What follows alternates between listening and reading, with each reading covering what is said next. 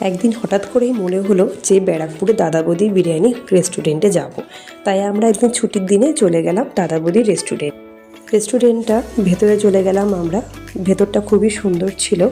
আমার ছেলে তো শুরু করে দিল যে কখন আসবে খাবার, তাই ওর বাবা রেস্টুরেন্টে মেনু কার্ড দেখে খাবার অর্ডার করতে শুরু করলো। ভেতরটা খুবই সুন্দর। এই করতে করতে আমার ছেলেকে জুস অর্ডার করলো। সেই জুস নিয়ে ব্যস্ততা শুরু হয়ে গেছে খাওয়ার জন্য। তারপর কিছুক্ষণ অপেক্ষা করার পরে আমাদের মাটন বিরিয়ানি চলে আসলো।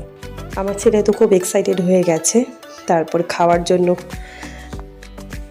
খুব ভালো ছিল, জুসটিও খুব ভালো ছিল, বিরিয়ানিটা তো অসাম ছিল, বলার মতো না, এত ভালো ছিল। মাটনের পিসগুলো বড় বড় দিয়েছিল, তার সাথে আলু আর একটা স্যালাড দিয়েছিল। সেই স্যালাডটি ছিল খুবই সুন্দর। আমার ছেলে খুব মজা করে খেতে লাগলো বিরিয়ানিটি। আমারও খুব ভালো লেগেছে। আমাদের খুব ভালো ছিল বিরিয়ানি।